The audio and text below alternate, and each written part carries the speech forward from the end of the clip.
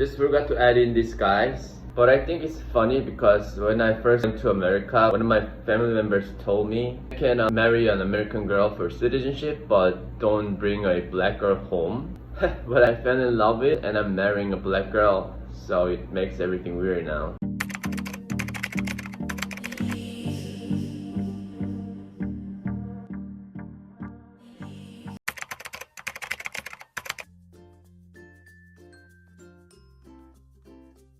Hi guys, welcome back.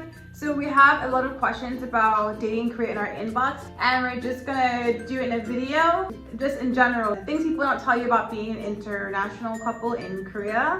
99% of your problems will be from communication, I feel like, and not language. But language, of course, we have to think about, even if both people speak both languages, especially for couples where both their native languages aren't English. That's a hard time. I have Korean friends all the time that are dating foreigners, and they'll text me with a fight, and I'll read the fight, and I'm like, oh, they just don't understand each other. So that's the whole problem.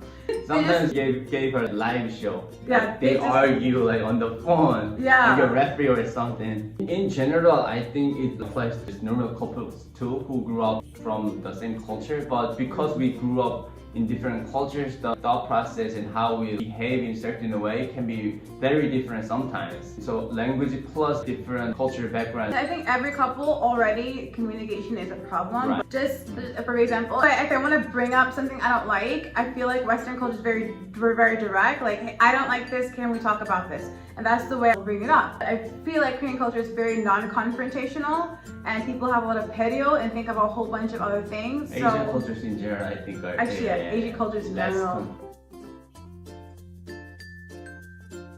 And I'm like, why is he trying to have water with me? Once we calm down, we should talk about the topic. That's what I was thinking about. Then later he told me he was trying to fix the fight. And I was like, when did you try? He never came to me to talk about what happened. And that was his way of coming to talk about it. Yeah, breaking the ice, kind of soothing you out so you don't have to think about the original problem that we had. Look somewhere else and, and then we'll both get there. Sometimes he'll say one thing but mean something else, and I have to kind of figure out what he actually means. If I start talking while you're listening to something else and it's in English, he's not gonna understand. Or One brain. and when he wakes up, or if it's in the middle of the night, there's just no more English, like nothing. Or if he's just tired in general of talking, no more English.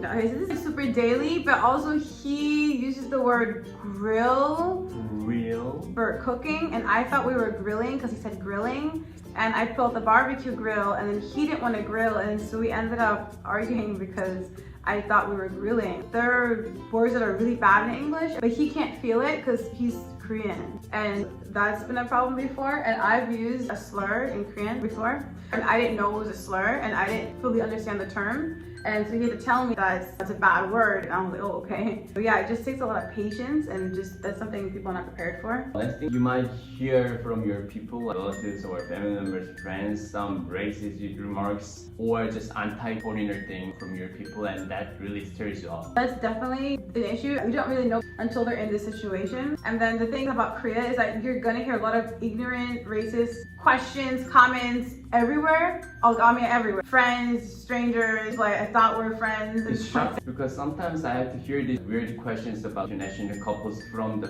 friends that have some 유학생 experience. So who used to live in America for many years, but they say some off things sometimes, and it's shocking.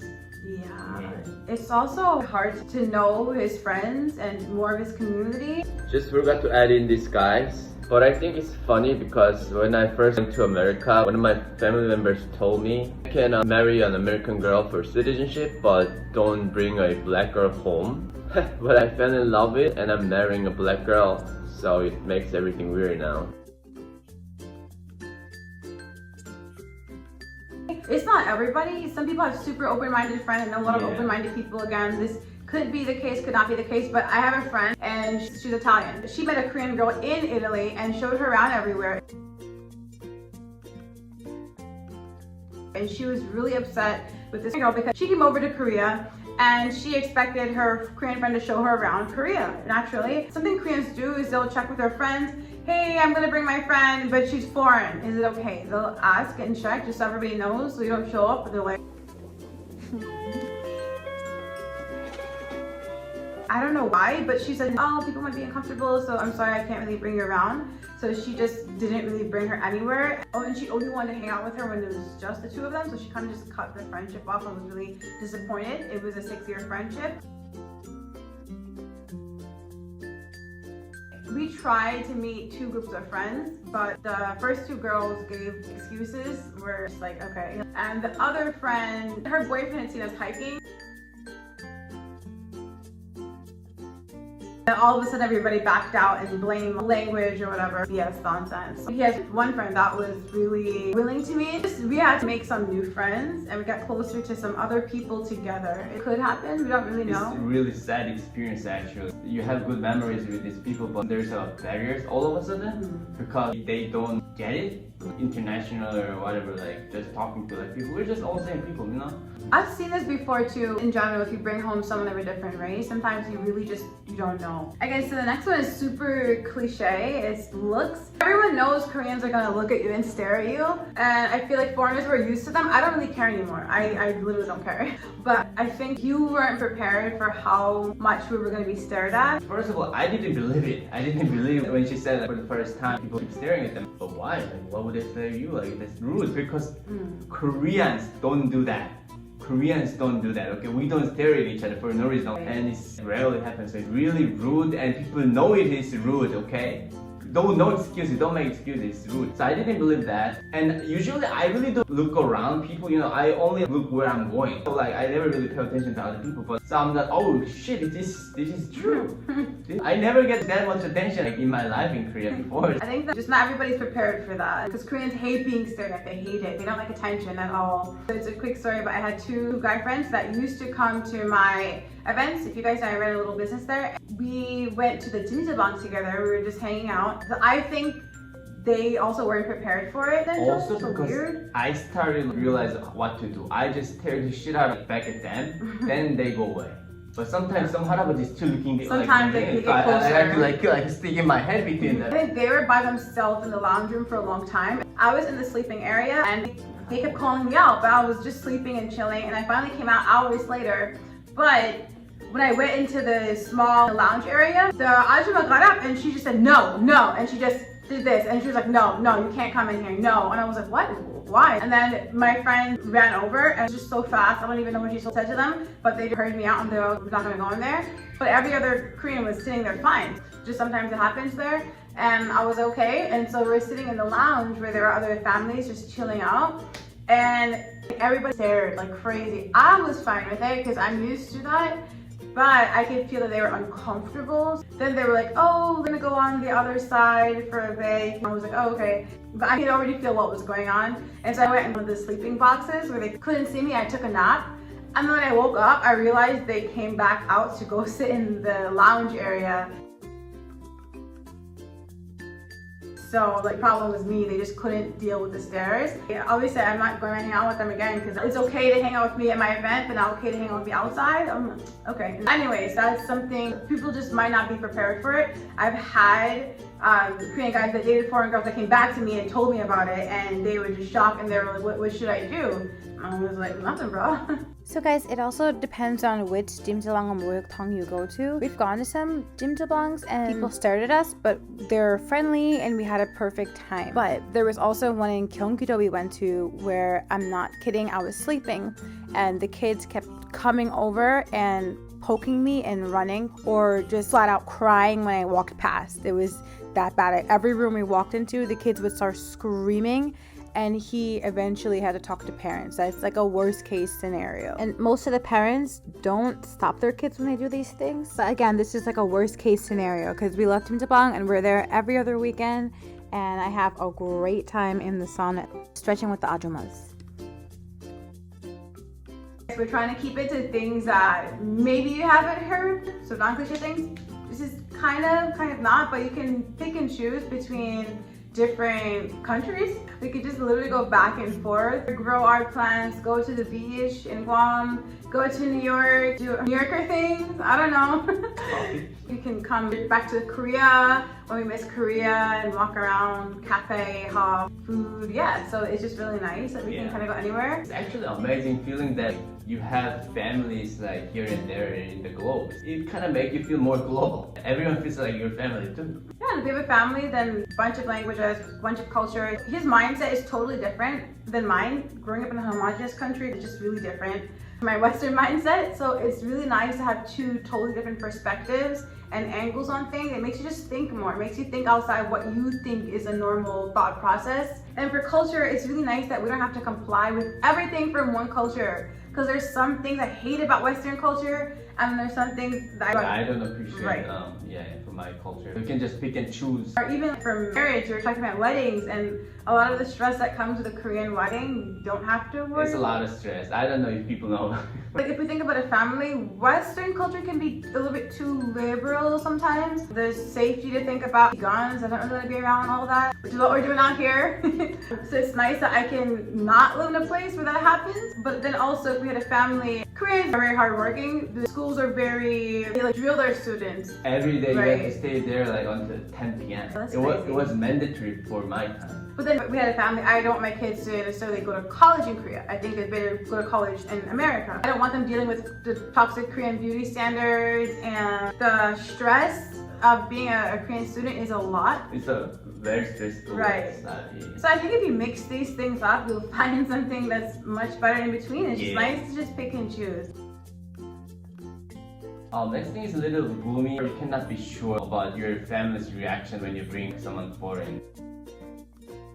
So especially if you're a person of color, it might be for everybody, I think everybody in general, because I've had cases where a girl was married in Korea, she was white, and the family was saying something offensive to their mixed daughter. Cousins were saying it and it just wasn't okay. It made everybody feel bad, but there's no way to tell the family that. She had a hard time trying to make them understand why it's offensive and why the family shouldn't say that about their daughter and why it makes their daughter feel bad. So not even just people of color, but you're gonna have to have a lot of hard conversations about things that make you uncomfortable, culture, things that are okay and not okay to do in Korean culture too. A lot of times you might be talking to a person that literally hasn't met anybody else that's not Korean. So low level with you, he said a lot of ignorant things when I met him. He said before, Oh yeah, black people talk like that, right? They say it the black way. and I was like, what?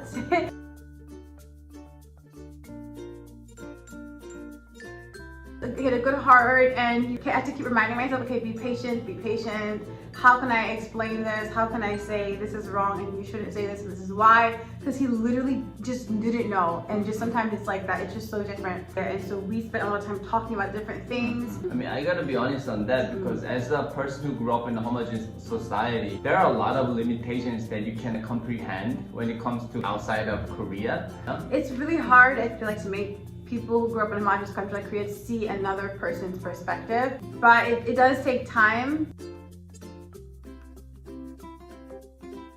I have a friend actually, and she's dating a Korean person. She's a person of color, and even with her boyfriend, still she doesn't know how to bring up these conversations, how to say, hey, that's kind of racist, that's kind of hurtful. I've had this issue even with friends, and they've said something messed up, and I've been like, oh, you can't say that. I had a friend one time ask me, is it true that Black people all have guns? and I'm like, okay. Even if it's a nice person that genuinely likes you, some people just literally don't know what to say, how to interact with other people. It could be that kind of person. I hired this friend, my illness, and I had to stop her one time because Koreans have this habit. They'll go up to me, Africa 사람? are you from Africa? Into 사람? They'll point to you and go, Ah, Spanish is haram? she's Indian, bro, stop. They'll insist. Spanish, right? She's not Spanish, so stop.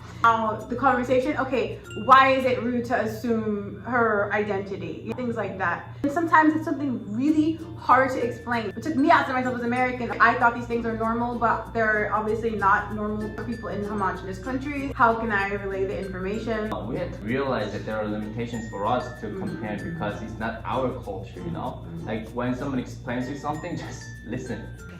Okay, and last thing, so there's We both did this. oh my god, okay. I'm gonna do a part 2 because there's just so many damn things. But the last thing is you're gonna have to meet someone halfway. That's the biggest thing that I really appreciate from you actually. Because you're always willing to learn about Korean culture. I mean, when I was in like America by myself, I cut Korean thing so that I can learn English, American culture faster. But with you, I never feel lonely because you always beat me in that like middle. I'll level with you. I don't know if this relationship would work if I did not go to Korea and spend all that time there. Oh, yeah. I don't think you would have. I feel like the more you learn about the other person's culture, the more you can understand. Like sometimes we have a problem and it's just that he wants to have perio. I'm really sure it's out there, but I think Koreans are not good at direct communication at all and avoid a lot of thoughts, avoid a lot of things and saying things, and I just have to understand that and worm around that. I mean, we're still learning and trying to learn more and more. You were very different even in Korea because when I met international friends in Korea were my coworkers, and if I just think back these people that I met from outside of Korea, some of them are not really interested in learning anything about Korea even though they've been living there for 3 years. But you're very different from the very beginning, and I was like, wow, this girl is like so special. Oh my god. Oh. Alright, thanks for watching. Bye guys. Bye. We'll part 2 soon.